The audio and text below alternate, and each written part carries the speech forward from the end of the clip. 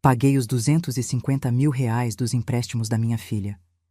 Trabalhei turnos duplos durante anos, comendo arroz e feijão, só para que ela pudesse começar a vida sem dívidas. No dia em que precisei de R$ 500 para meus remédios do coração, ela me olhou sem pestanejar e disse: Mãe, com 78 anos, para que você quer continuar gastando dinheiro? E enquanto eu estava à beira da morte, ela ficou com a minha casa. Tenho 78 anos, e hoje vou te contar como a filha por quem sacrifiquei minha vida inteira me deixou morrer na porta da minha própria casa.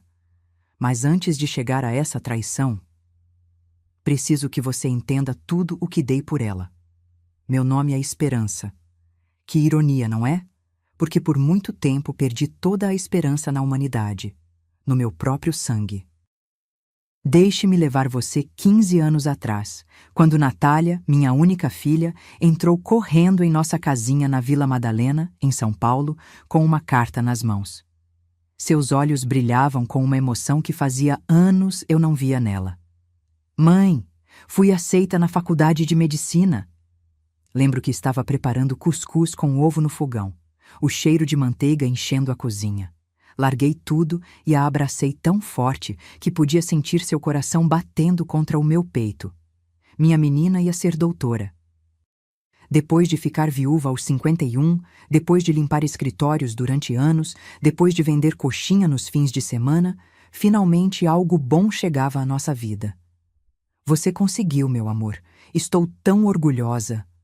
O que eu não sabia era que aquela carta de aceitação vinha com um preço. R$ 250.000 em empréstimos estudantis, 6 anos de curso, livros, uniformes, materiais, transporte. Natália se sentou na mesa de madeira gasta onde havíamos jantado juntas por tantos anos. Mãe, é muito dinheiro. Talvez não seja o momento... Não diga bobagens, eu a interrompi. Vamos dar um jeito, sempre damos. E assim começou meu segundo trabalho, ou melhor, meu terceiro trabalho. De segunda a sexta, eu limpava 3 casas desde as 6 da manhã até as 2 da tarde. Depois, corria para o meu turno em um restaurante de comida por quilo em Pinheiros, onde lavava pratos até as 11 da noite. Nos fins de semana, eu fazia e vendia coxinhas, empadas de frango e quindins. Eu me levantava às 4 da madrugada para ter tudo pronto. Minhas mãos... Ai, minhas mãos.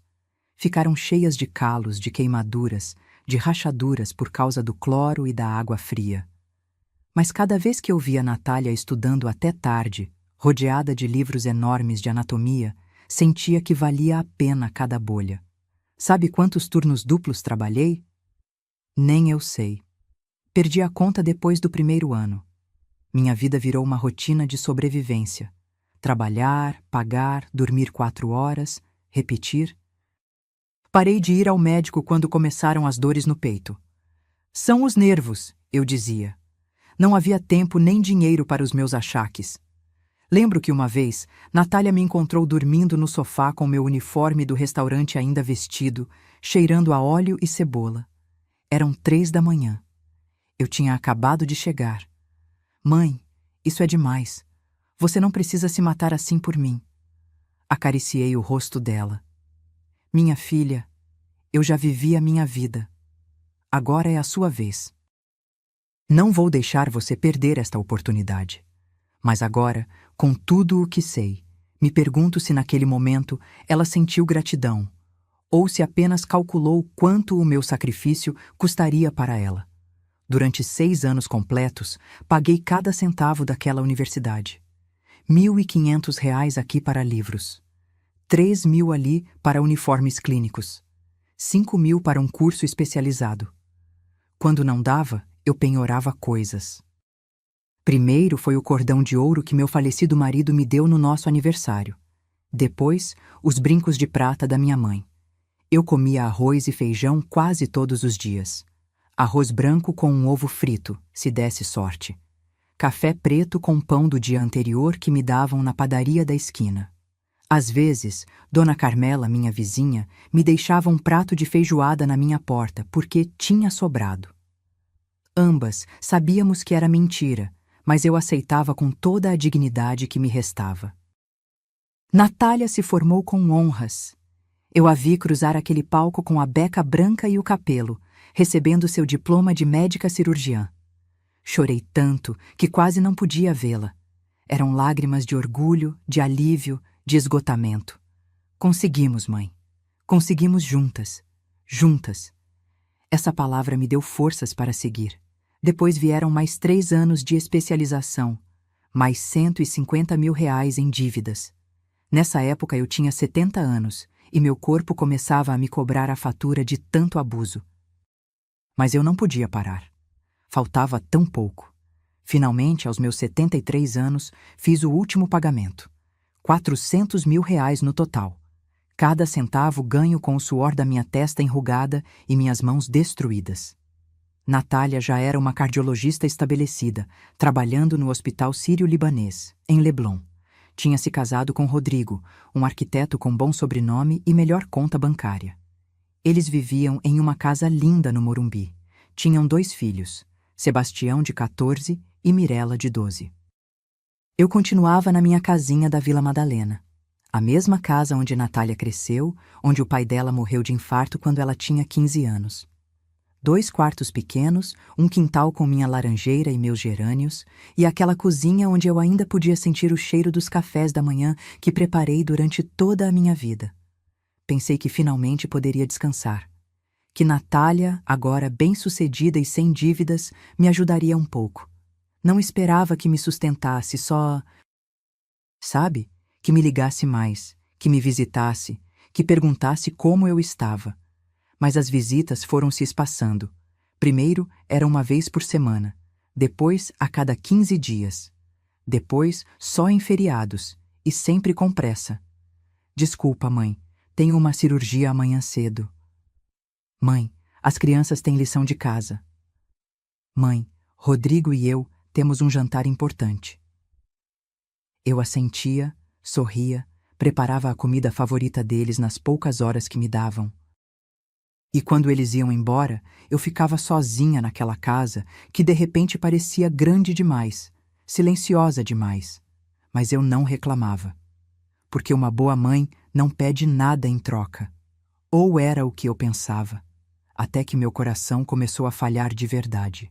E descobri que ela já tinha começado a planejar como se livrar de mim. Mas essa parte vem depois. Se você quer saber como minha própria filha me traiu da maneira mais cruel que possa imaginar, fique até o final desta história. Porque preciso que alguém saiba a verdade. E se alguma vez você sentiu que deu tudo por alguém que não valorizou, esta história também é para você. Inscreva-se no canal para continuar acompanhando histórias reais que precisam ser contadas. A história continua. Natália não se arrepende e a traição se intensifica, culminando no roubo da casa após o infarto de Esperança. Ela é internada em uma clínica de repouso em Bangu, mas com a ajuda de um ex-advogado e uma enfermeira, a idosa reúne provas e recupera a casa, desmantelando a vida de Natália. O valor da casa que Natália planejava usar era de R$ 1.500.000. Eu acreditava que estava construindo o futuro dela. Na verdade, estava financiando a minha própria destruição. Durante os primeiros meses após terminar de pagar suas dívidas, me senti leve pela primeira vez em 15 anos.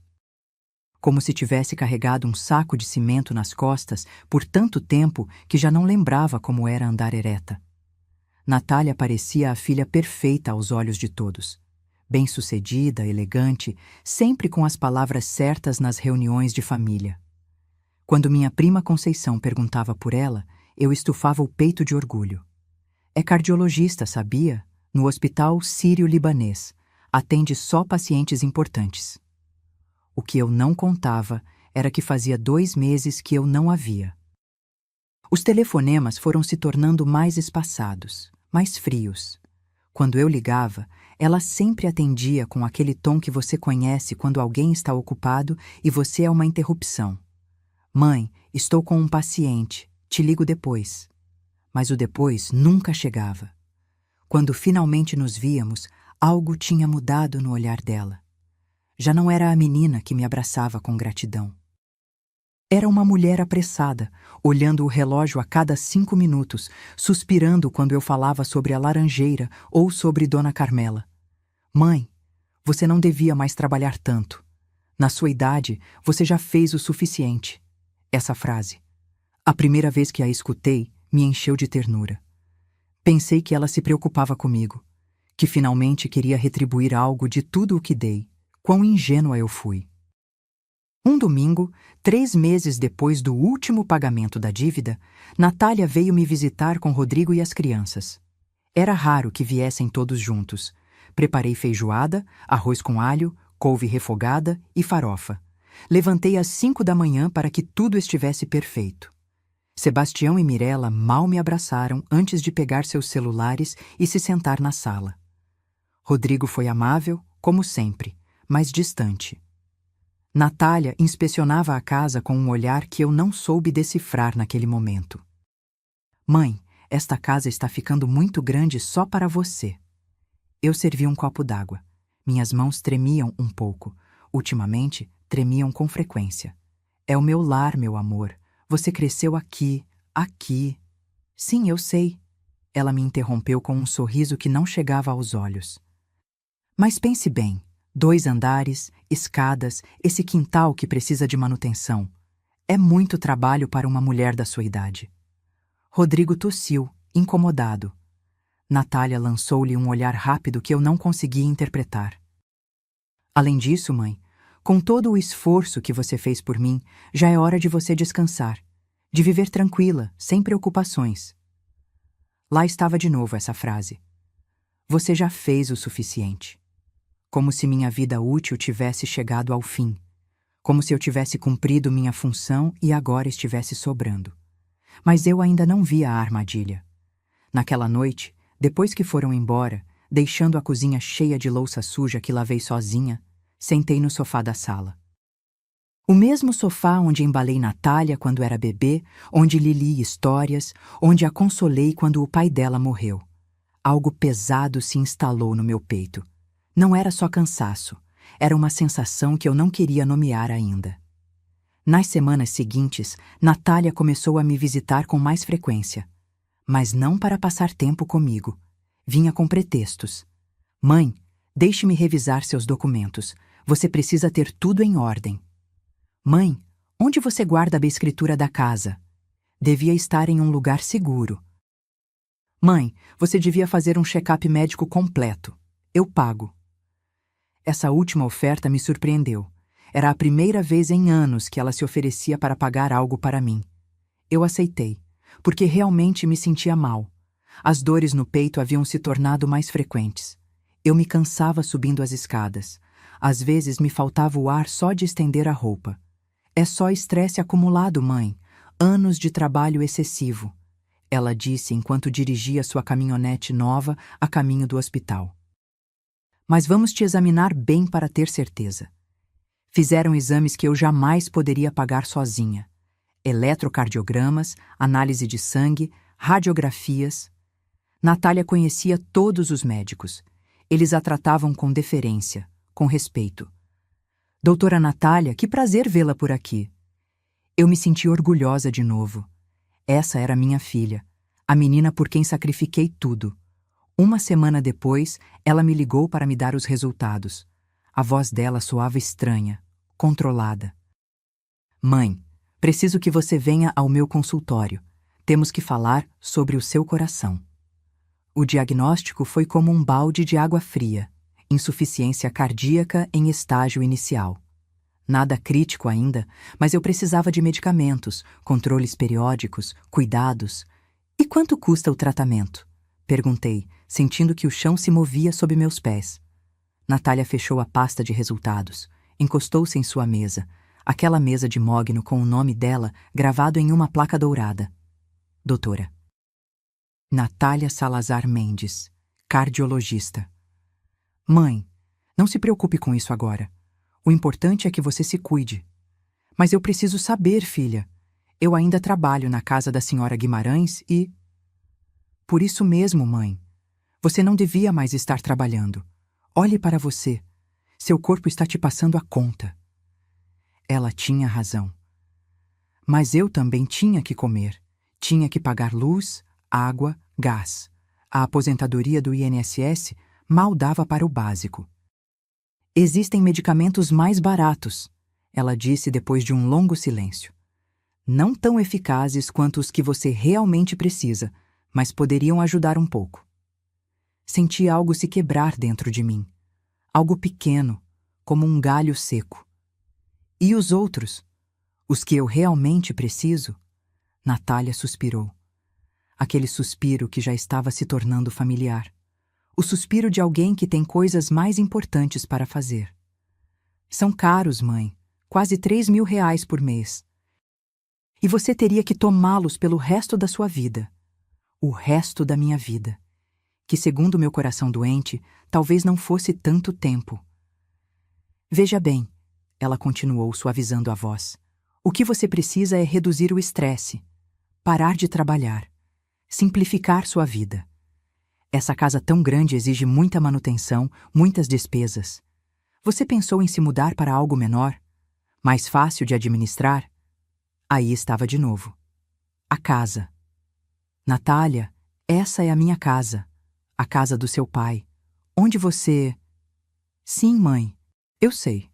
Mas papai já se foi. E você está sozinha. Não faz sentido você se agarrar a um lugar que está te consumindo. Fiquei calada. Porque talvez ela tivesse razão. Talvez eu fosse apenas uma velha teimosa agarrada ao passado. Pense nisso, ela disse, e me deu um tapinha na mão. Um tapinha, como se dá em um animal de estimação. Por enquanto, tome estes medicamentos básicos. Falaremos sobre o tratamento completo mais tarde. Saí daquele consultório com uma receita para remédios de segunda classe e um peso novo no peito que nada tinha a ver com meu coração doente. No caminho de volta para casa, no ônibus lotado, me permiti pensar o impensável. Minha filha não queria me ajudar. Minha filha queria... O quê? O que ela realmente queria? Cheguei em casa quando o sol estava se pondo. A laranjeira projetava sombras longas sobre o quintal. Toquei as paredes da minha cozinha, as mesmas paredes que viram Natália crescer, que guardavam ecos de risos, choros e canções de ninar. Talvez seja eu disse em voz alta. Talvez eu seja egoísta por querer ficar aqui. Mas no fundo, naquele lugar onde guardamos as verdades que não queremos ver, eu já sabia que algo não estava certo. Só que eu ainda não imaginava até onde iria a traição dela. Porque o pior ainda não tinha chegado. Meu coração estava falhando. Mas o dela já estava morto. 2 meses depois daquele diagnóstico, meu corpo começou a me cobrar a fatura completa. Já não eram só as dores ocasionais. Agora eu acordava de madrugada com o peito oprimido, como se alguém estivesse sentado em cima de mim. Minhas pernas inchavam tanto que eu mal conseguia calçar os sapatos. Em uma madrugada, não aguentei. Eram 3 da manhã, quando a dor se tornou insuportável. Liguei para Natália com as mãos trêmulas. Mãe, o que houve? A voz dela soava irritada, sonolenta. Meu amor, não consigo respirar direito. O peito... Um silêncio. Depois um suspiro longo. Você já tomou suas pílulas? Sim, mas... Então é ansiedade, mãe. Respire fundo. Você não pode ficar me ligando a essa hora por causa de qualquer incômodo. Eu tenho uma cirurgia às 7 da manhã. E desligou. Fiquei sentada na beira da minha cama, com o telefone na mão, sentindo que me afogava. Não por falta de ar. Por algo muito pior. Na manhã seguinte, Dona Carmela me encontrou desmaiada no quintal. Foi ela quem chamou a ambulância. Foi ela quem me acompanhou ao hospital público. Não, Natália. Quando minha filha finalmente chegou ao hospital, 6 horas depois, trazia aquela expressão que eu já conhecia bem. Aborrecimento disfarçado de preocupação. Mãe, eu disse que eram nervos. Olha todo o alvoroço que você causou. O médico que me atendeu falou claro. Minha insuficiência cardíaca havia progredido. Eu precisava do tratamento completo. 3.000 reais mensais em medicamentos. Controles a cada 2 semanas. mudanças imediatas no estilo de vida. E, acima de tudo, acrescentou o médico, ela precisa evitar o estresse. Nada de trabalhos pesados, zero preocupações. Natália assentiu como a médica profissional que era. Mas quando ficamos sozinhas, a máscara dela escorregou um pouco. Mãe, isso está saindo do controle. Você não pode pagar esse tratamento. Eu tenho minhas próprias despesas, as crianças, a hipoteca. Eu não estou te pedindo nada, sussurrei. Minha voz saiu mais fraca do que eu queria. Eu sei, mas você também não pode continuar assim, trabalhando, se estressando, vivendo sozinha nessa casa enorme que exige manutenção constante. Aí estava de novo, a casa. Eu estive pensando, ela continuou, aproximando a cadeira. E acho que chegou a hora de tomar decisões inteligentes, para o seu bem. Tirou uns papéis da bolsa. Papéis oficiais que ela já trazia preparados, como se estivesse esperando por este momento. Isto é uma procuração, algo temporário, só para que eu possa te ajudar a gerenciar seus assuntos se algo acontecer. Suas contas, seus documentos, a casa. Meu coração deu um salto, e desta vez não foi pela doença. Eu não entendo, filha. Por que você precisa disso? Porque sejamos realistas, mãe. Você tem 78 anos e um coração que já não responde bem. Se algo te acontecer, quem poderá agir rápido? Pense nas crianças, na sua herança. Tudo precisa estar em ordem. Ela usou meus netos, Sebastião e Mirella. As mesmas crianças que mal me davam atenção quando vinham, mas que agora apareciam no discurso dela como razões urgentes para eu assinar. Além disso, ela baixou mais a voz, olhando em volta como se alguém pudesse nos ouvir.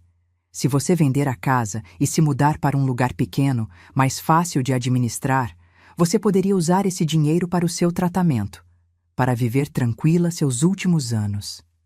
Últimos anos. Ela disse isso assim, sem filtro. Eu não quero vender minha casa, Natália. Eu não estou dizendo que você venda agora, só para termos tudo preparado, por precaução. Algo no tom dela, algo calculado, ensaiado. Mas eu estava cansada, assustada. Tinha acabado de desmaiar. Meu coração era uma bomba relógio. É só por segurança, mãe, para que eu possa te ajudar se você não puder tomar decisões. Você confia em mim, não é? Essa pergunta foi a armadilha perfeita. Como dizer não para a filha por quem sacrifiquei tudo? Como admitir que eu começava a duvidar dela? Eu assinei. Com a mão tremendo, com um nó na garganta, eu assinei aquele maldito papel. Natália sorriu. Um sorriso que devia ter me alertado sobre tudo. Guardou os documentos na bolsa com movimentos rápidos, eficientes. Perfeito. Agora descanse. Eu cuido de tudo. Naquela noite, sozinha na minha cama de hospital, com o som das máquinas apitando ao meu redor, lembrei de algo que tinha esquecido, ou que tinha querido esquecer. 2 semanas antes, quando Natália revisava meus documentos importantes, ela encontrou minha aliança de casamento. Aquele anel de ouro branco com um pequeno diamante que meu marido me deu há mais de 50 anos. Mãe, você ainda usa isso? Pesa muito para seus dedos inchados. Ela pegou o anel entre os dedos, avaliando-o como quem avalia mercadoria. Você devia guardá-lo em um lugar seguro. Ou melhor, vamos vendê-lo. Você poderia conseguir uns 4.000 reais. Ajudaria com suas despesas. Eu o tirei naquela tarde. Eu disse sim, porque precisava de dinheiro para a consulta que se aproximava. Porque ela me convenceu de que era o lógico. Eu a vi levar o anel, o último pedaço físico do meu casamento, da minha juventude, de quando alguém me amou sem me pedir nada em troca. Fique tranquila, mãe, eu consigo o melhor preço. Nunca vi esse dinheiro. Quando perguntei semanas depois, ela disse que tinha usado para pagar umas despesas urgentes minhas que ela tinha coberto. Nunca especificou quais.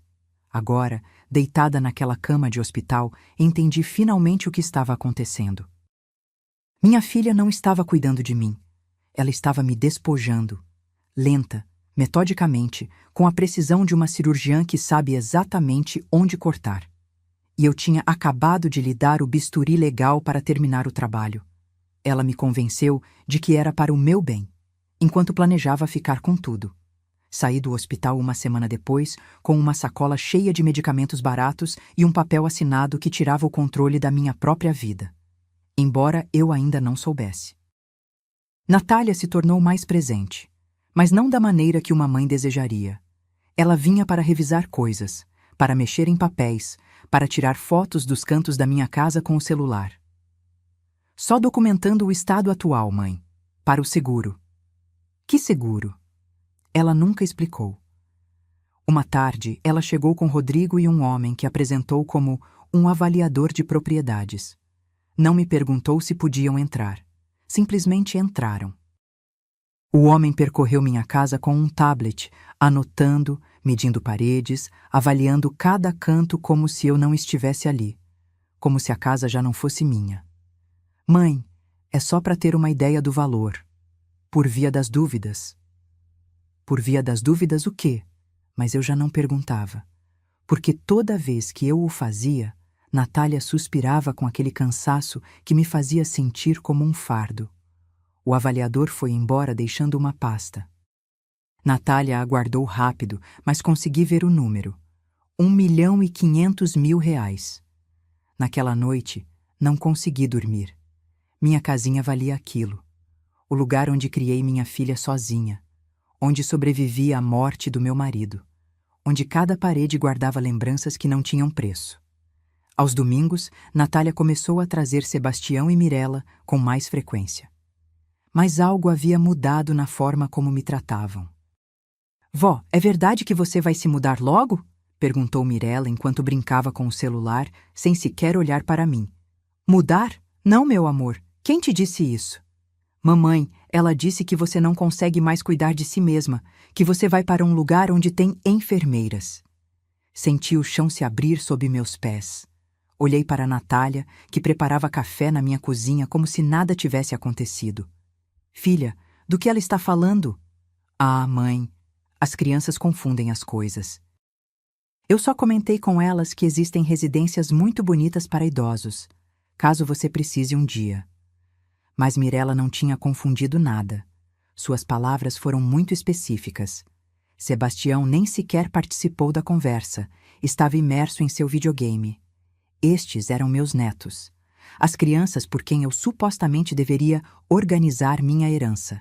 Naquela tarde, depois que foram embora, liguei para minha prima Conceição. Precisava falar com alguém. Alguém que me conhecesse de verdade. Esperança, você está bem? Sua voz está estranha. Contei tudo para ela. Os papéis, o avaliador, as insinuações constantes sobre me mudar. Conceição ficou em silêncio por um longo tempo. Prima, não estou gostando nada disso. Natália está planejando alguma coisa. Não diga isso. Ela é minha filha. Está apenas preocupada comigo. Preocupada? Uma filha preocupada te ajuda com seus remédios, não te pressiona para que assine papéis. Tenha muito cuidado, Esperança. Muito cuidado. Mas eu continuava sem querer ver, porque aceitar a verdade significava aceitar que eu havia sacrificado 15 anos da minha vida por alguém que só esperava que eu morresse para ficar com o pouco que eu tinha. Na semana seguinte, Natália chegou com uma pasta nova. Sorria, mas era aquele sorriso profissional que usava com seus pacientes. Mãe, encontrei a solução perfeita. Olhe, eram folhetos de residências para idosos. Lugares com nomes bonitos: Entardecer Dourado, Jardins da Paz, Vila Esperança. Este é muito bom. Tem enfermeiras 24 horas, refeições incluídas, atividades recreativas e o melhor, custa só R$ 8.000 por mês. Com o que conseguirmos com a venda da casa, você poderia pagar anos completos adiantado e ainda sobraria para o seu tratamento médico. Cada palavra foi como uma facada. Eu não vou vender minha casa, Natália. O sorriso dela se endureceu. Mãe, seja realista. Você tem 78 anos. Um coração que falha. Por quanto tempo mais você acha que conseguirá cuidar deste lugar? O que acontece se você cair nas escadas e ninguém te encontrar? Ela estava usando meu medo, minha idade, minha doença, tudo que me tornava vulnerável. Em uma residência você estaria segura, cuidada. Eu poderia dormir tranquila sabendo que você está bem. Mas não era por mim. Nunca foi por mim. Pense nisso, ela disse, deixando os folhetos sobre minha mesa. Você não precisa decidir hoje. Mas também não pode continuar negando a realidade. Quando fechei a porta atrás dela, permiti-me chorar. Chorar tudo que eu havia segurado. Tudo que eu não queria admitir. Minha filha estava me expulsando da minha própria casa. Lenta, metodicamente, com argumentos que soavam razoáveis para quem ouvisse. É para o seu bem, mãe. Mas quando o bem de alguém implica despojá-lo de tudo que ele ama, sentei no meu sofá, o mesmo onde a embalei quando era bebê, onde a ensinei a ler. Onde choramos juntas quando o pai dela morreu. E naquele momento, algo em mim começou a mudar. O medo começou a se transformar em algo diferente, algo que eu não sentia há anos. Raiva. Porque talvez meu coração estivesse falhando, mas minha dignidade ainda batia forte. Ela me transformou em um fardo, na frente de todos que me conheciam. O aniversário da minha irmã Letícia foi o dia em que tudo se tornou público. Ela completava 75 anos e organizou um almoço de família na casa dela, em Botafogo, no Rio. Toda a família estaria lá, primos, sobrinhos, até alguns vizinhos próximos. Natália insistiu em me buscar. Você não pode ir sozinha de transporte público, mãe? E se você passar mal? Eu devia ter visto a armadilha. Chegamos tarde. Todos já estavam sentados ao redor das mesas no jardim. O cheiro de churrasco e vinagrete recém-feito enchia o ar. Música popular brasileira tocava ao fundo. Era uma festa alegre, até que Natália abriu a boca. Desculpa a demora. A mãe demorou muito para se arrumar. Vocês sabem como é. Na idade dela, tudo leva o triplo do tempo. Risos desconfortáveis. Eu senti o calor subir ao meu rosto. Sentei ao lado da minha prima Conceição, que apertou minha mão por baixo da mesa. Durante o almoço, tentei participar das conversas. Rir, ser eu mesma. Mas Natália me vigiava como um falcão. Quando contei uma história sobre Dona Carmela, ela me interrompeu. Mãe, você já contou essa história 3 vezes, não se lembra? Não era verdade. Eu nunca a tinha contado ali.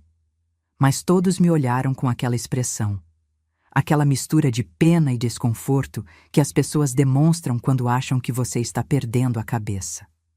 Ah, desculpa, murmurei, baixando o olhar para o meu prato. Mais tarde, minha sobrinha Gabriela perguntou sobre minha casa, sobre minha laranjeira. Antes que eu pudesse responder, Natália interveio. Ai, Gabi, é melhor não perguntar muito sobre isso. A mãe fica sentimental. Ela está em um processo difícil de aceitar que tem que abrir mão de certas coisas. Conceição largou o garfo com força. Abrir mão de que coisas, Natália? Bom, a casa é enorme para ela sozinha. Já falamos sobre opções mais fáceis de administrar. Lugares onde ela possa ser cuidada, acompanhada. O silêncio caiu pesado sobre a mesa. Todos me olhavam agora, como se eu fosse uma criança incapaz de tomar as próprias decisões. Esperança, isso é verdade? Perguntou Letícia, com genuína preocupação. Abri a boca para falar, mas Natália foi mais rápida. A mãe ainda está em negação. É normal. Os idosos se apegam às suas rotinas, mesmo que sejam perigosas para eles. Eu, como médica, vejo isso o tempo todo. Médica. Ela usou o título como arma, como autoridade inquestionável. O coração dela está muito delicado. Ela não pode ficar sozinha, subindo escadas, carregando coisas, um descuido e... Ela estalou os dedos. Por isso estou buscando o melhor para ela. Minha irmã Letícia assentiu, convencida. Que bom que você se preocupa tanto com sua mãe, Natália. Nem todas as filhas são assim. Senti náuseas.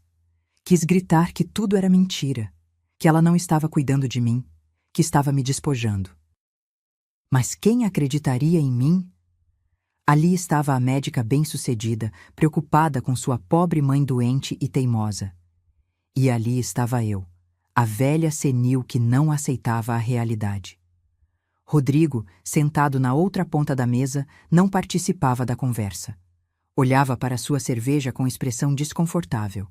Quando nossos olhos se encontraram, vi algo ali. Culpa, talvez, ou talvez apenas desconforto. Depois do almoço, enquanto as mulheres arrumavam a cozinha, ouvi Natália falando com minhas primas no corredor. É difícil vê-la assim. Há alguns dias ela me ligou às 3 da manhã por causa de uma dor que acabou sendo gases.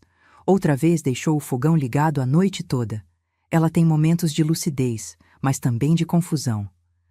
Mentiras. Eram todas mentiras, mas ditas com tanta convicção que até eu duvidei da minha própria memória por um segundo. Coitadinha, ouvi alguém dizer. E coitada de você, Natália. Que fardo! Fardo. Essa palavra me atravessou. Conceição me encontrou chorando no banheiro. Me abraçou forte, sem dizer nada, porque não havia palavras para isso. Ela está te destruindo na frente de todos, sussurrou finalmente. Está construindo uma narrativa, para que quando ela ficar com sua casa, todos pensem que ela fez o certo. Ela tinha razão. Natália estava plantando a história. Mãe senil, filha sacrificada. Quando chegasse a hora de me tirar tudo, ninguém questionaria nada. Todos diriam: ainda bem que Natália estava lá para cuidar dela. No caminho de volta para casa, Natália dirigia cantarolando, feliz, satisfeita com sua atuação. A festa estava linda, não estava, mãe? Não respondi. Olhava pela janela as ruas da cidade que me viu nascer. A cidade onde construí minha vida, onde enterrei meu marido, onde criei sozinha esta mulher que agora me tratava como um estorvo. Mãe, não fique brava. Estou apenas sendo realista. Alguém tem que ser. Quando chegamos à minha casa, desci do carro sem me despedir. Ouvi a voz dela atrás de mim. Pense no que falamos. O tempo está acabando, mãe. Seu coração não vai esperar que você esteja pronta. Fechei a porta, encostei-me nela e pela primeira vez na minha vida senti medo real da minha própria filha, porque ela já não se escondia, já não disfarçava. A humilhação pública tinha sido a forma dela me dizer: não me importo mais com o que você pensa. Vou fazer o que eu quiser e todos vão me aplaudir. Mas ela não sabia de algo. Que as mulheres da minha geração aprenderam a sobreviver a coisas piores do que a traição de uma filha. E que quando não te resta nada a perder, você se torna perigosa. Enquanto eu agonizava no hospital, ela trocava as fechaduras. Tudo aconteceu numa noite de outubro. Lembro-me da data exata, 17 de outubro. Porque foi o dia em que quase morri e o dia em que perdi o meu lar. Naquela tarde eu me senti estranha, um peso esmagador no peito que não passava com os comprimidos, suor frio, tontura. Liguei para a Natália 3 vezes. Ela não atendeu. Às 9 da noite, a dor se tornou insuportável. Liguei para Dona Carmela com o último fôlego que me restava.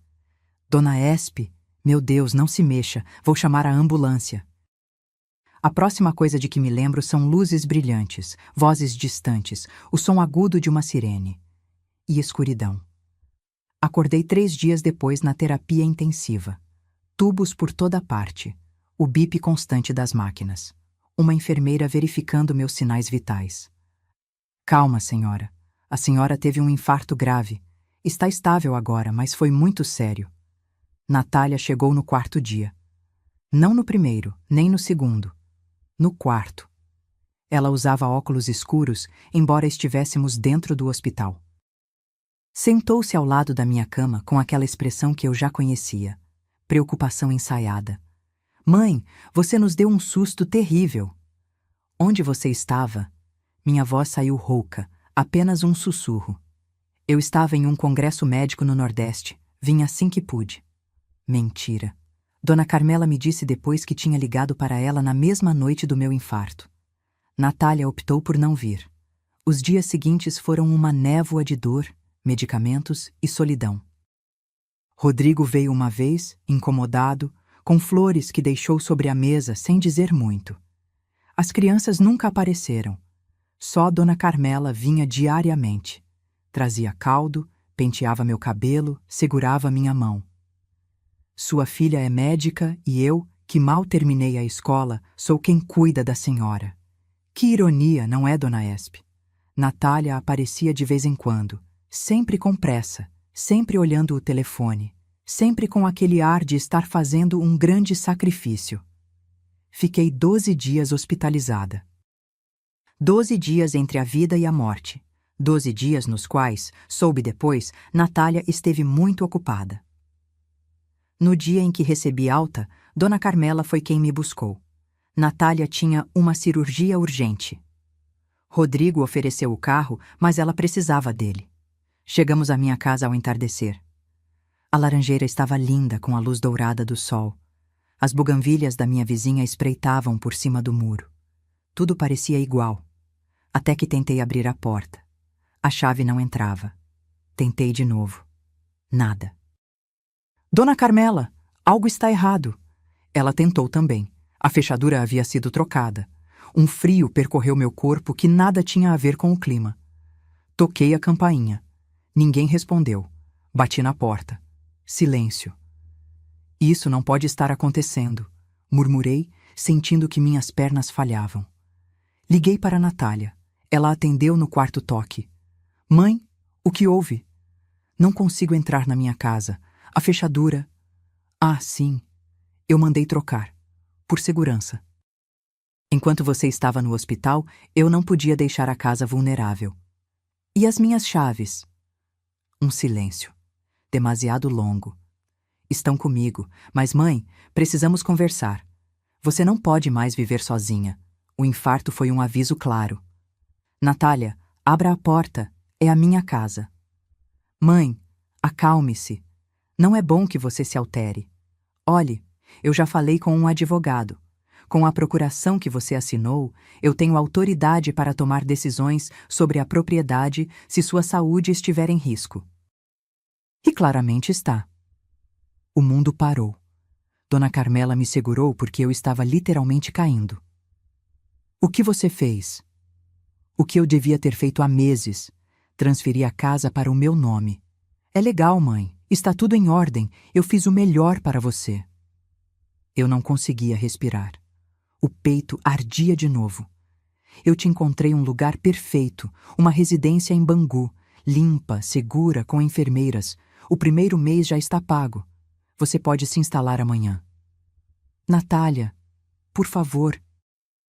Isso não é negociável, mãe. Você quase morreu. Você quer que da próxima vez te encontrem 3 dias depois, dura no chão da sua casa? Porque é isso que vai acontecer. Cada palavra era um tapa. Passo amanhã às 10 para te levar para conhecer seu novo lar. Arrume só o necessário. Roupas, documentos pessoais. O resto eu resolvo. Natália, você não pode fazer isso comigo. Já está feito, mãe. E no fundo, quando a birra passar, você vai me agradecer. E desligou. Fiquei ali, parada em frente à porta da minha própria casa. A casa que paguei com 40 anos de trabalho. A casa onde enterrei minha juventude, meus sonhos, meu casamento. Dona Carmela chorava ao meu lado. Isso não pode ser legal, não pode. Mas era, porque eu assinei, porque confiei, porque fui uma tola que acreditou que o amor de mãe era correspondido. Naquela noite, dormi no sofá de Dona Carmela. Ela me emprestou um pijama, preparou chá de camomila, me deixou chorar no ombro dela, até que não me restassem mais lágrimas. Amanhã vamos a um advogado, ela me disse. Isso não vai ficar assim. Mas eu sabia a verdade. Natália era médica, respeitada, com recursos. Eu era uma velha doente que tinha assinado papéis sem ler direito. Quem acreditaria em mim?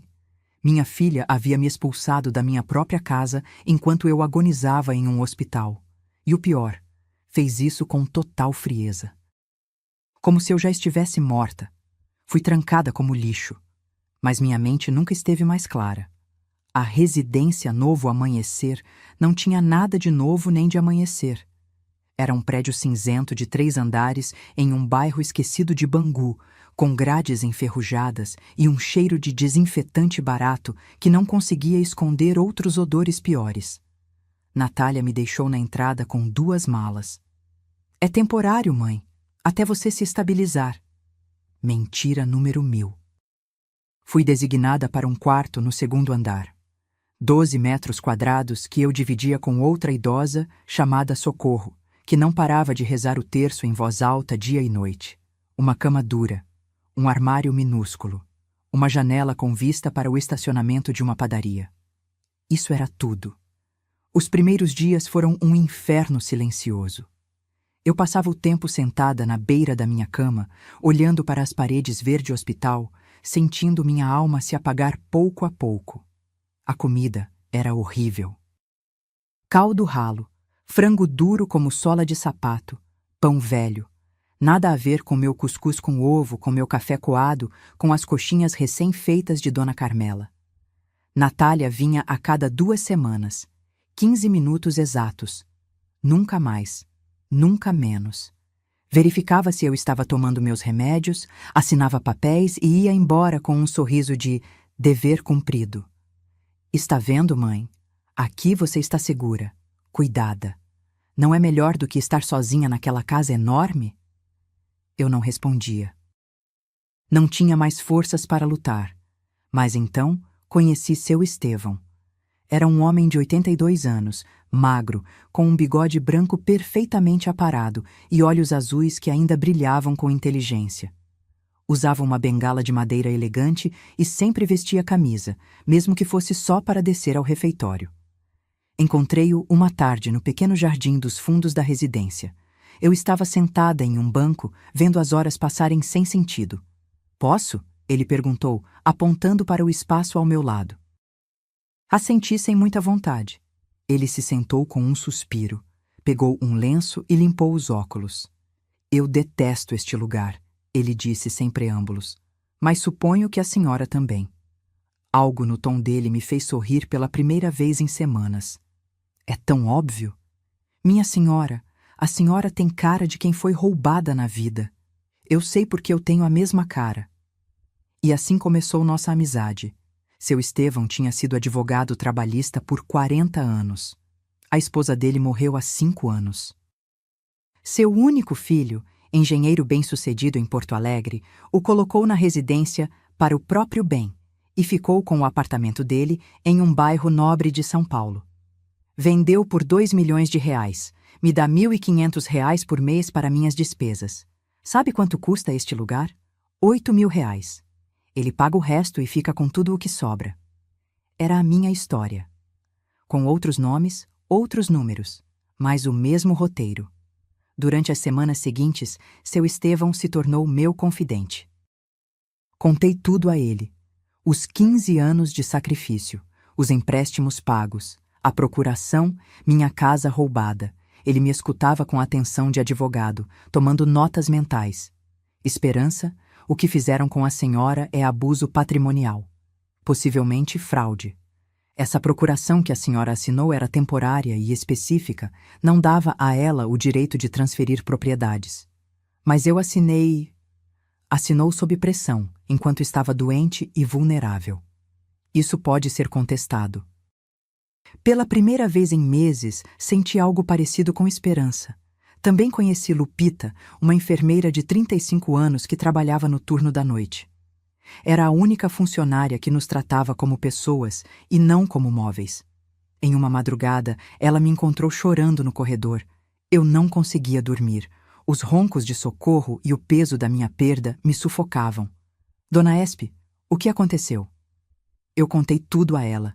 Entre lágrimas e raiva contida, contei tudo. Lupita apertou minhas mãos. Minha avó passou por algo parecido. Meu tio tirou o terreno dela no interior. Ela morreu de tristeza 6 meses depois. Não deixe que isso aconteça com a senhora. Mas o que posso fazer? Não tenho dinheiro para advogados, não tenho forças. A senhora tem razão. E tem testemunhas. Eu a vi. A senhora está lúcida, clara. Se sua filha diz que está senil, é mentira. E isso pode ser provado. Seu Estevão, Lupita e eu começamos a nos reunir em segredo. No jardim, durante as noites, quando os outros dormiam. Precisamos documentar tudo, dizia seu Estevão. Cada visita da sua filha, cada palavra que ela diz. E precisamos encontrar testemunhas que confirmem o estado da sua casa, o valor real, as circunstâncias da transferência. Eu conheço advogados, ele acrescentou. Bons, daqueles que lutam por causas perdidas, mas precisamos construir um caso sólido. Pela primeira vez em meses, meu cérebro começou a funcionar de novo. Eu não era a velha vencida que Natália queria que eu fosse. Eu era a esperança. A mulher que sobreviveu à morte do marido, que criou uma filha sozinha, que trabalhou turnos triplos sem quebrar. E se eu conseguir superar tudo isso, eu conseguiria superar isto. O que eu preciso fazer? Perguntei com uma voz que eu não ouvia há tempos, uma voz firme. Seu Estevão sorriu. Primeiro, parar de chorar e começar a documentar. Segundo, contatar pessoas que possam testemunhar a seu favor. Terceiro, ele fez uma pausa dramática. Fazer sua filha confiar tanto que ela cometa um erro. Lupita pegou o celular. E eu posso gravar, quando ela vier, quando ela falar, tudo o que precisarem. Algo mudou em mim naquela noite. A dor se transformou em determinação, a tristeza em estratégia. Natália havia tirado minha casa, mas não minha dignidade, e muito menos minha capacidade de lutar. Parei de chorar e comecei a documentar cada mentira. Seu Estevão me arranjou um bloco de notas pequeno. Aqui a senhora vai anotar tudo. Datas, conversas, promessas quebradas, tudo. Eu me tornei a detetive da minha própria vida. Primeira missão: conseguir cópias dos documentos que assinei. Seu Estevão tinha um contato no cartório de registro que, por R$ 500, nos tirou cópias da procuração e da transferência de propriedade. Quando lemos, seu Estevão bateu na mesa com fúria contida. Eu sabia, esta procuração era temporária. 6 meses no máximo, e apenas para gestões médicas e bancárias básicas. Nunca lhe deu autoridade para transferir propriedades. Isto é fraude pura. Então eu posso recuperar minha casa? Se provarmos que houve coerção, abuso de confiança e que a senhora estava vulnerável, sim. Mas precisamos de mais do que isto. Lupita acabou sendo uma aliada inestimável. Quando Natália vinha me visitar, ela encontrava razões para estar por perto, organizando medicamentos, verificando sinais vitais. Sempre com o celular no bolso, gravando. Em uma dessas visitas, Natália reclamou com a diretora da residência. Minha mãe precisa de mais sedativos, ela fica ansiosa, combativa, não quer aceitar a realidade dela. Lupita gravou tudo, inclusive a parte em que Natália acrescentou: quanto menos lúcida ela estiver, melhor para todos. Essas palavras me destruíram, mas também me deram munição. Seu Estevão me ensinou algo importante. O inimigo mais perigoso é o que confia demais.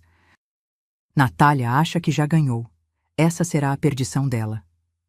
Minha prima Conceição foi a próxima peça-chave. Liguei para ela do telefone público da residência. Prima, preciso da sua ajuda, mas tem que ser em segredo. Conceição veio me ver uma semana depois. Fingiu ser uma nova moradora visitando as instalações. Sentamos no jardim como duas desconhecidas. Dei-lhe instruções específicas. Falar com os vizinhos da minha antiga casa, com Dona Carmela especialmente. Conseguir depoimentos de como eu vivia, do meu estado mental, de como Natália me pressionava. E tem mais, acrescentei. Preciso que você vá ao cartório de notas onde a transferência foi feita. Pergunte quem estava presente, que documentos Natália apresentou se eu estava lá. Conceição apertou minha mão. Vão devolver sua casa, prima, eu juro. 2 semanas depois, Conceição voltou com uma informação que mudou tudo. Dona Carmela deu um depoimento desolador. Como me encontrou desmaiada, como Natália demorou dias para vir ao hospital, como viu homens trocando as fechaduras enquanto eu agonizava. Seu Ramiro, meu vizinho de longa data, confirmou que eu estava perfeitamente lúcida sempre, que eu cuidava da minha casa, pagava minhas contas, vivia de forma independente, mas o mais importante, Conceição falou com o tabelião. Esperança, sua filha apresentou a procuração e um atestado médico falso que dizia que você estava em estado de demência avançada e que não podia tomar decisões. Você nunca esteve presente na transferência. Meu sangue ferveu. Um atestado médico falso. Ela, sendo médica, tinha falsificado documentos.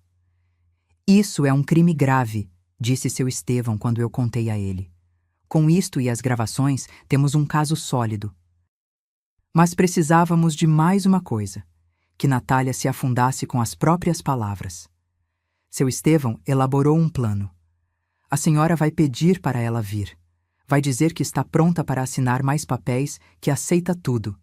Vai fazê-la se sentir segura. E então vai fazer perguntas específicas enquanto Lupita grava. Era arriscado, mas era a nossa única oportunidade. Liguei para Natália. Fingi uma voz fraca, derrotada. Filha, preciso te ver. Quero resolver uns papéis pendentes, sobre a casa. Ouvi o sorriso dela do outro lado do telefone. Claro, mãe. Vou no sábado. Fico feliz que você finalmente esteja sendo razoável. Naquele sábado, montei o cenário perfeito. Pedi à diretora que nos deixasse usar a sala de visitas privada. Minha filha e eu precisamos de privacidade para assuntos legais. Lupita escondeu o celular atrás de um vaso de flores no modo de gravação. Quando Natália chegou, trouxe uma pasta nova. Mais papéis para eu assinar, com certeza. Mãe, você parece melhor. O descanso está te fazendo bem. Engoli a raiva. Sorri como a velha tola que ela pensava que eu era. Filha, eu estive pensando muito. Sobre a casa, sobre tudo. Fico feliz que você tenha entrado em razão. Só tenho algumas dúvidas. A casa valia R$ 1.500.000, não é? Mais ou menos. Mas com os reparos que precisava, eu a vendi por R$ 1.200.000. Mentira. Seu Estevão descobriu que ela não a tinha vendido. Estava no nome dela, esperando o momento perfeito. E esse dinheiro, onde está? Natália suspirou com aborrecimento. Mãe, está investido. Para o seu futuro, para quando você precisar de mais cuidados. Posso ver? Os papéis do investimento? O rosto dela mudou. Você não precisa ver nada. Eu cuido de tudo. Foi para isso que você me deu a procuração, lembra? Sim, mas essa procuração era temporária, para emergências médicas. Era para o que eu considerasse necessário. A voz dela endureceu. Mãe, não vamos começar com isso de novo. É que eu não entendo, filha. Trabalhei 15 anos para pagar sua faculdade. Por que eu sinto que agora você me cobra cada centavo que eu investi em você? O silêncio foi pesado. Natália colocou a pasta sobre a mesa. Você quer a verdade, mãe? Assenti, sentindo meu coração acelerar. E então, ela soltou tudo o que eu precisava para destruí-la. Montei um cenário. E ela caiu como a ambiciosa que sempre foi. Natália se recostou na cadeira, cruzou as pernas e me olhou com uma frieza que eu nunca vou esquecer. Você quer a verdade? Tudo bem. Já é hora de você ser realista. Eu mantive a compostura. Atrás do vaso de flores, o celular de Lupita continuava gravando. Mãe, você já cumpriu sua função. Você pagou minha faculdade. Isso foi a única coisa que eu realmente precisava de você. Era sua obrigação como mãe, não era? Me dar as ferramentas para triunfar. Cada palavra era uma faca. A casa sempre deveria ter sido minha. Eu sou filha única. Eventualmente me caberia. Eu só acelerei o processo. Mas você me deixou sem nada. Minha voz tremeu. Não precisei fingir. Eu te deixei com um teto, comida e cuidados médicos. O que mais você precisa na sua idade? Para que desperdiçar dinheiro em uma velha que não tem futuro? Aí estava, ela tinha dito, com essas palavras exatas. Além disso, sejamos honestas. Você já viveu sua vida. Criou sua filha, casou, trabalhou. Pronto. Agora é a minha vez de desfrutar o que me é devido. E meus últimos anos? Minhas lembranças naquela casa? Natália soltou uma risada seca. Ah, mãe, as lembranças estão na sua cabeça, não em 4 paredes. Supere isso. Respirei fundo. Seu Estevão havia me preparado para isso. Aperte mais. Faça ela soltar tudo. E se eu não tivesse assinado aquela procuração? O que você teria feito? O sorriso dela se distorceu. Eu teria dado um jeito. Um atestado de demência não é difícil de conseguir quando você conhece médicos. Uma assinatura aqui, outra ali. Mãe, eu sou médica. Eu sei como o sistema funciona. Ela tinha acabado de confessar falsificação de documentos. Mas você me facilitou as coisas assinando. Você sempre foi tão confiante, tão ingênua. Ela se inclinou para a frente. Olha, eu vou te dizer algo que nunca te disse. Esses 15 anos que você trabalhou como uma condenada por mim, eu nunca te pedi. Foi sua decisão se sacrificar. Eu só aceitei o presente. Era sua educação, seu futuro. E eu te agradeci sendo bem-sucedida, mas eu não te devo a minha vida inteira por causa disso. Eu não vou ser sua pensão nem sua companhia, porque você decidiu investir em mim. As lágrimas escorriam pelo meu rosto, mas não eram de tristeza, eram de raiva contida. As crianças, Sebastião e Mirella, o que você disse a eles sobre mim? A verdade. Que você é velha, que sua mente falha, que é melhor que você esteja onde te cuidam. Eles entendem. Eles não precisam de uma avó senil na vida deles. Senil? Natália, eu estou perfeitamente bem. Ah, é? Ela riu com crueldade. Então, por que você está trancada aqui? Por que você assinou tudo que eu coloquei na sua frente? Por que ninguém da família te defende? Ela se levantou, pegou a bolsa. Porque todos sabem que eu fiz o certo. A pobre Natália, carregando a mãe doente. Que sacrifício, que dedicação. Ninguém questiona nada. Ela caminhou em direção à porta, mas parou. Ah, e sobre o dinheiro da casa. Não está investido para você. Eu o usei como entrada para um apartamento na praia. Em Trancoso, na Bahia. Rodrigo e eu precisávamos de um lugar para passar férias. Você não precisa mais de férias, mãe. Você só precisa de um lugar para morrer tranquila. Abriu a porta. A gente se vê daqui a 2 semanas, ou talvez 3. Minha agenda é muito apertada. E foi embora. Fiquei sentada, tremendo, mas não de medo, de poder. Lupita entrou correndo 2 minutos depois. Eu tenho tudo, cada palavra, dona Espe. Seu Estevão apareceu atrás dela. Ele estava escutando do corredor. É o suficiente, com isso a afundamos. Conceição também estava lá. Tinha vindo para dar apoio moral. Chorava de indignação. Essa desgraçada. Como alguém pode ser tão cruel com a própria mãe?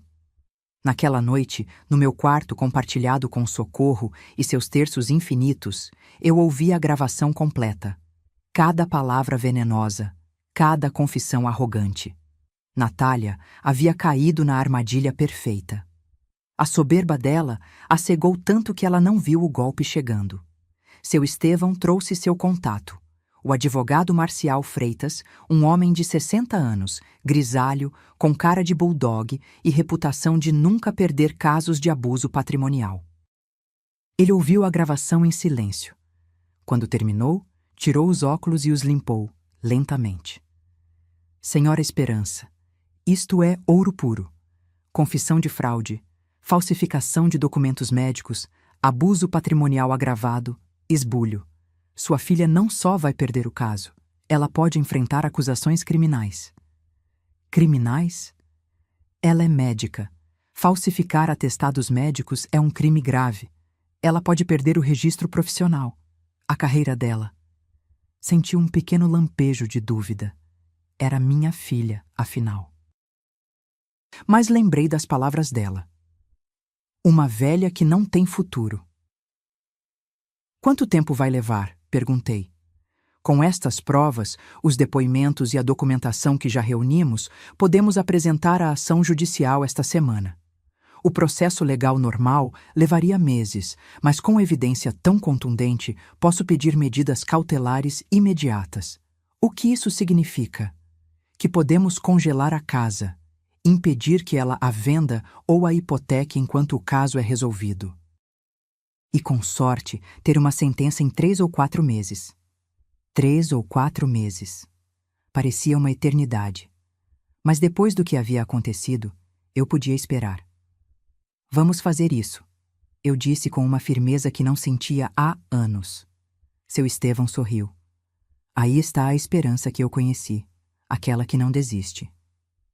Assinamos os papéis naquela mesma tarde. A ação judicial foi apresentada na segunda-feira seguinte. E eu me preparei para a guerra, porque Natália não sabia com quem tinha se metido. Ela achou que tinha destruído uma velha fraca, mas acordou uma leoa. A justiça não veio do céu. Eu a construí com minhas próprias mãos trêmulas. A notificação legal chegou às mãos de Natália em uma terça-feira de manhã. Ela estava em seu consultório quando o oficial de justiça tocou à porta.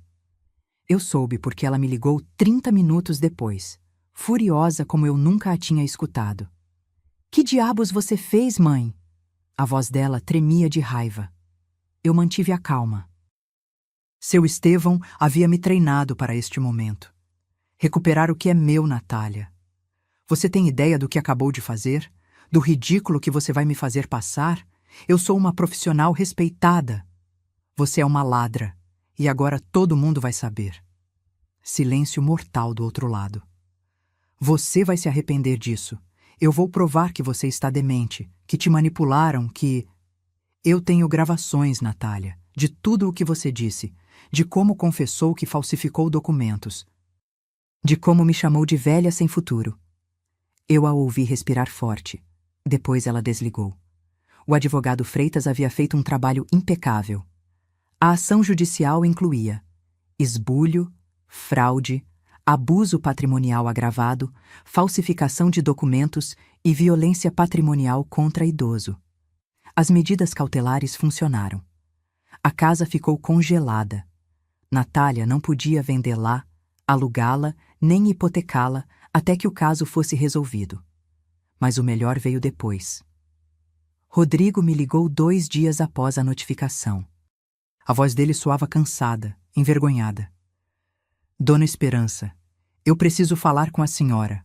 A sós. Nos encontramos em uma cafeteria perto da residência. Rodrigo tinha olheiras profundas, o cabelo desgrenhado. Não era o homem impecável que eu conhecia. Eu não sabia de nada, ele disse antes de se sentar. Eu juro pelos meus filhos que eu não sabia como ela a tinha tratado. A casa, os documentos falsos, nada. Como é possível? Você vive com ela. Natália me escondeu tudo. Me disse que a senhora tinha assinado voluntariamente, que estava feliz na residência. Eu quis acreditar nela. Ele baixou o olhar. Mas quando a ação chegou e eu li as acusações, eu a confrontei. E o que ela disse? Ficou louca. Gritou que a senhora era uma ingrata, que depois de tudo o que ela fez pela senhora, a senhora a pagava assim. Eu disse a ela, o que você fez por ela? Ela pagou sua faculdade completa. Rodrigo tirou um envelope de sua pasta. Encontrei isto no escritório dela, documentos que ela pensava em usar na defesa, o atestado médico falso que ela apresentou ao tabelião, e-mails onde ela cotava o apartamento em Trancoso usando o dinheiro da sua casa. Tudo. Ele me passou o envelope. Minhas mãos tremeram ao abri-lo. Por que você está me dando isso? Porque eu também tenho uma mãe. E se alguém fizesse o que Natália fez com a senhora, eu gostaria que essa pessoa pagasse. Além disso, ele fez uma pausa longa. Sebastião e Mirella ficaram sabendo de tudo. Eles ouviram a gravação que a senhora apresentou na ação. E como eles estão? Destroçados. Mirella não fala com a mãe. Sebastião está fazendo terapia. Isso partiu o coração deles ao saber que a avó precisava deles, e eles acreditaram nas mentiras. As lágrimas vieram sem aviso. A culpa não é deles. Eu sei. Por isso quero que a senhora saiba que eles vão testemunhar a seu favor se for necessário. E eu também. Rodrigo se tornou testemunha-chave.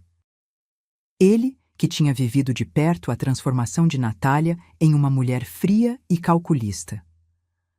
O julgamento foi marcado para meados de dezembro.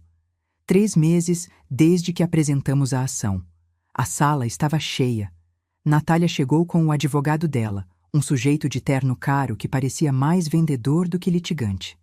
Ela usava óculos escuros como se fosse vítima de algo. Eu cheguei com seu Estevão de um lado, Lupita do outro e Conceição atrás. Meu pequeno exército. O juiz era um homem de uns 60 anos, de aspecto sério. Ele ouviu primeiro a defesa de Natália.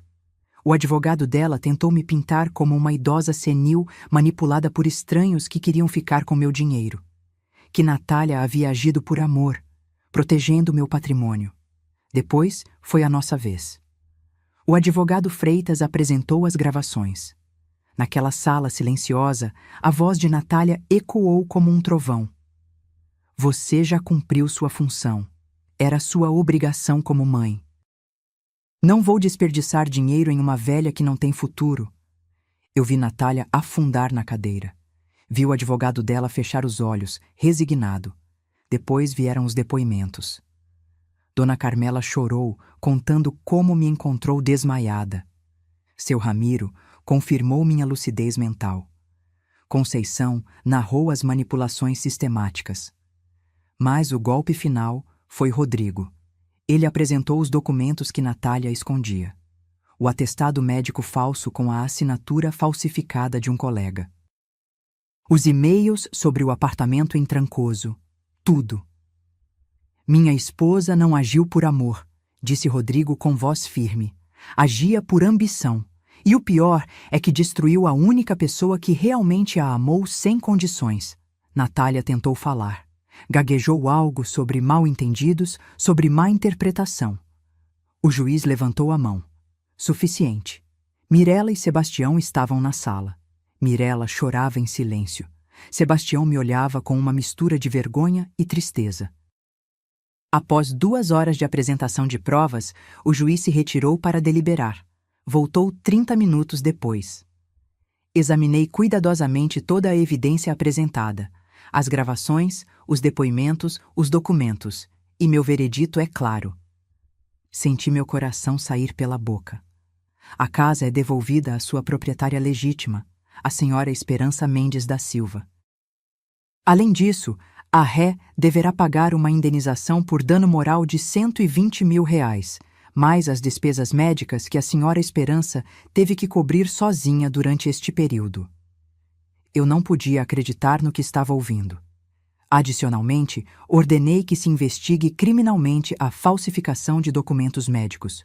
O caso será encaminhado à delegacia correspondente. Natália se levantou de um salto.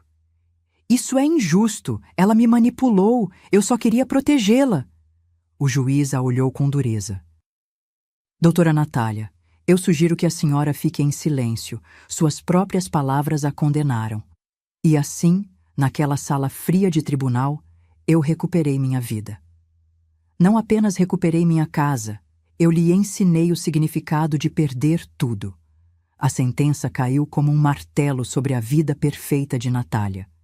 E eu estive lá para ver como ela desmoronava peça por peça. O primeiro foi a reputação dela. O caso vazou para a mídia. Não com todos os detalhes, mas o suficiente. Médica despoja mãe doente de seu patrimônio. As manchetes foram impiedosas. Os colegas dela do hospital sírio-libanês ficaram sabendo. Os murmúrios começaram nos corredores. Os pacientes começaram a cancelar consultas. Quem quer ser atendido por uma médica capaz de fazer isso com a própria mãe? A direção do hospital pediu que ela tirasse um tempo. Eufemismo elegante para "não queremos seu escândalo aqui". A investigação criminal avançou rápido. O colega cuja assinatura ela falsificou no atestado médico apresentou queixa. O Conselho Regional de Medicina abriu um processo de revisão de seu registro profissional. Natália, a cardiologista bem-sucedida, a profissional respeitada, estava desmoronando. Mas o que mais lhe doeu foi perder a família. Rodrigo pediu o divórcio 2 semanas após o julgamento. Ele me contou quando veio me ajudar a mudar de volta para minha casa. Eu não posso continuar com alguém capaz disso. Os valores que eu pensava que compartilhávamos nunca existiram. E as crianças? Estão comigo. Natália pode vê-las, mas sob supervisão. Eles mesmos pediram que fosse assim. O dia em que voltei para minha casa foi agridoce. A propriedade estava intacta, mas parecia vazia, fria, como se os meses de abandono tivessem roubado a alma dela. Seu Estevão, Lupita, Conceição e Dona Carmela me ajudaram a limpar, a ventilar, a devolver a vida. Rodrigo trouxe móveis que Natália havia tirado. Sebastião e Mirela vieram ajudar também. Vó, nos perdoe, Mirela chorou nos meus braços. Nós acreditamos nas mentiras dela. Pensamos que a senhora... Shh, minha filha, vocês são vítimas também. Ela enganou a todos. Foi Sebastião quem me contou o pior, ou talvez o melhor, dependendo de como se olhe. A mamãe teve que vender o apartamento de Trancoso. Precisava de dinheiro para pagar a indenização da senhora e os advogados dela. Perdeu tudo o que investiu. Justiça poética em sua máxima expressão. O lugar que ela comprou com o dinheiro da minha casa, o símbolo de sua traição, teve que vendê-lo para me pagar. Um mês depois do julgamento, Natália tentou me visitar. Chegou sozinha, sem avisar, no meio da tarde. Eu a vi da janela. Parecia destruída. Magra, com o cabelo desarrumado, roupa amassada. Já não era a médica impecável e bem-sucedida. Tocou a campainha. Não abri de imediato. Deixei-a esperar. Quando finalmente abri a porta, ela ficou parada ali, sem saber o que dizer. Mãe, eu... O que você quer, Natália? Perdão. Eu preciso que você me perdoe. Eu perdi tudo. Meu trabalho, meu casamento, meus filhos me odeiam. Eu não tenho nada. Essas palavras, as mesmas que eu poderia ter dito meses atrás. E você vem buscar perdão porque você precisa dele, não porque realmente se arrependa? Ela chorou. Lágrimas reais desta vez, sem cálculo por trás. Eu não sei o que aconteceu comigo. A ambição, o dinheiro, querer dar aos meus filhos o que eu não tive. Eu me perdi no caminho. Você teve tudo, Natália. Uma mãe que se matou trabalhando por você. Uma educação que te abriu todas as portas. Mas não foi suficiente. Eu sei. E agora eu perdi tudo. Eu a olhei. Olhei de verdade. E vi uma mulher quebrada. Mas não senti o impulso de abraçá-la, de consolá-la como eu teria feito antes. Porque algumas feridas são profundas demais. Natália, durante meses eu me perguntei o que eu fiz de errado. Como eu falhei como mãe para que você chegasse a isso. Mas agora eu entendo que a culpa não foi minha. Eu te dei amor incondicional. Você escolheu transformá-lo em uma transação comercial. Mãe, por favor, eu não vou te negar o perdão. Mas também não vou esquecer. Você pode seguir sua vida, reconstruir o que destruiu. Mas não espere que eu esteja aqui para te pegar toda vez que você cair. Ela tirou algo da bolsa. Uma chave. É da casa, a última cópia que me restava. Eu a peguei. Sabe o que é o mais triste de tudo isso? Que se você tivesse me pedido ajuda, se você tivesse sido honesta comigo sobre seus problemas de dinheiro, eu teria encontrado uma forma de te ajudar. Porque é assim que nós, mães, amamos. Sem condições. Eu sei, ela sussurrou. É por isso que dói mais. Ela se virou para ir embora, mas parou. As crianças querem te ver. Rodrigo disse que tudo bem. Diga a eles que eu os espero no domingo. Para o almoço, eu vou fazer feijoada. Ela assentiu e se foi. Caminhando devagar, curvada, como se carregasse o peso do mundo. Eu senti pena? Sim, era minha filha, afinal. Eu a perdoei completamente? Não, porque o perdão verdadeiro leva tempo. E algumas traições deixam cicatrizes permanentes. Naquela noite, sentada na minha sala, com uma xícara de café coado quente nas mãos, olhei em volta. Minha casa. Meu lar. Recuperado. Seu Estevão havia morrido 2 semanas após o julgamento. O coração dele simplesmente parou enquanto dormia. Mas ele morreu feliz, sabendo que havia ajudado a vencer uma última batalha. Lupita continuava me visitando. Não era mais minha enfermeira, era minha amiga. Conceição vinha toda semana com pão de queijo e fofocas do bairro. Dona Carmela continuava me deixando pratos de comida na porta, embora eu já não precisasse deles. Eu tinha perdido meses da minha vida, tinha sofrido traições que nunca imaginei. Mas também tinha encontrado algo que não sabia que tinha: força, dignidade, a capacidade de me levantar quando tudo parecia perdido. Natália me tirou a casa por um tempo, mas eu tirei algo dela que ela nunca poderá recuperar: a paz dela. Porque agora ela viverá o resto da vida sabendo que destruiu a única pessoa que a amou sem pedir nada em troca. E essa é a verdadeira justiça poética. Aos meus 78 anos aprendi que nunca é tarde para se defender. E nunca é cedo para colher o que se semeia. Passaram-se 6 meses desde o julgamento. 6 meses em que minha vida se reconstruiu de maneiras que eu nunca imaginei. Minha casa voltou a se encher de vida. Não da maneira que eu esperava, mas de uma forma mais autêntica, mais real. Os domingos se tornaram sagrados. Sebastião e Mirella vêm almoçar. Eu os ensino a fazer coxinhas na mão. Conto-lhes histórias de quando a mãe deles era criança. As histórias boas, antes que a ambição a consumisse. Vó, por que a mamãe mudou tanto? Mirella me perguntou uma tarde enquanto moíamos o alho para o tempero. Às vezes, minha filha, o sucesso nos faz esquecer de onde viemos. Sua mãe se perdeu no caminho. Mas isso não significa que ela não possa se reencontrar. A senhora acha que ela vai se reencontrar? Isso depende dela. Eu já fiz a minha parte. Rodrigo também vem de vez em quando. Sente-se culpado por não ter visto os sinais. Mas eu não guardo rancor dele. Dona Esperança, se eu soubesse... Pronto, meu filho. O importante é que você esteve lá quando importava. Isso vale mais do que qualquer desculpa. Com a indenização que Natália pagou, eu pude finalmente custear meu tratamento médico completo. Os remédios que eu realmente preciso, os controles regulares, uma vida digna. Eu ainda trabalho, mas agora por escolha, não por necessidade. Eu vendo meus salgados nos fins de semana porque gosto, porque é minha tradição. As pessoas do bairro dizem que são os melhores da Vila Madalena. Dona Carmela e eu nos tornamos inseparáveis. Compartilhamos cafés à tarde, rimos das novelas, nos acompanhamos no silêncio. Dona Espe, a senhora é a mulher mais corajosa que eu conheço. Eu não fui corajosa, Carmela. Eu só parei de ter medo. E é verdade. Durante anos eu vivi com medo de incomodar, de pedir, de reivindicar o que era meu.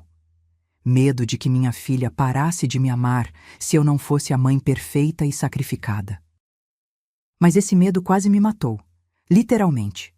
Agora eu vivo diferente, de cabeça erguida, sabendo que meu valor não está no que eu posso dar, mas em quem eu sou. Natália está reconstruindo a vida dela, lentamente. Conseguiu trabalho em uma clínica menor, com um salário muito inferior. O processo criminal terminou com liberdade condicional e trabalho comunitário. Ela perdeu o registro profissional por 2 anos. Eu a vejo de longe às vezes. Nos cruzamos no mercado, na rua. Nos cumprimentamos com um aceno de cabeça. Nada mais. Eu a amo? Sim, ela é minha filha. Isso não muda. Eu confio nela? Não. E talvez eu nunca mais volte a confiar completamente. Eu preciso dela?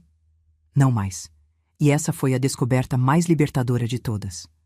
Um dia, 3 meses depois do julgamento, chegou uma carta à minha porta. Era de Natália. Escrita à mão, não impressa. Páginas e páginas de desculpas, de reconhecimento, de dor. Mãe, eu não espero que você me perdoe. Nem sequer tenho certeza se mereço. Mas eu preciso que você saiba que a cada dia eu carrego o peso do que eu fiz. Não pela sentença do juiz, mas pela sentença da minha própria consciência. Eu destruí o que eu tinha de mais valioso por coisas que não valem nada. O apartamento, o dinheiro, o prestígio, tudo se foi. Mas você continua aí. E eu estou aqui, sozinha com minhas decisões. Talvez um dia eu possa olhar nos seus olhos sem sentir esta vergonha que me consome viva.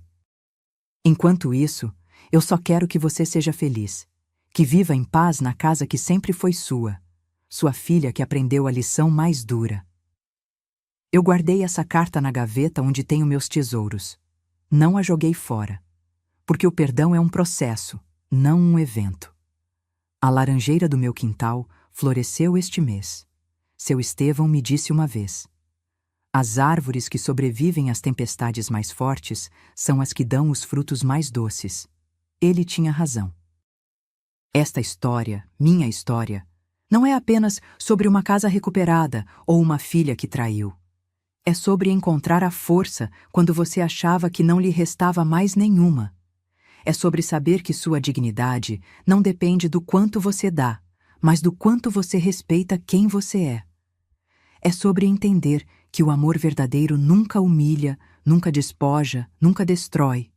E é sobre aprender que, às vezes, as famílias que escolhemos são mais fortes do que as famílias de sangue. Hoje, aos meus 78 anos, com meu coração fraco, mas meu espírito inabalável, eu vivo cada dia como um presente. Eu cuido dos meus gerânios, preparo meu café coado, cumprimento meus vizinhos, abraço meus netos. E quando me sento na minha sala, naquele sofá onde embalei Natália bebê, eu já não sinto dor. Sinto paz. Porque a verdadeira riqueza não está no que você possui, mas no que você não permite que te tirem. Seu valor, sua dignidade, seu direito de ser tratada com respeito. Essas coisas ninguém pode te roubar, a menos que você permita. E eu não permito mais nada. Fim.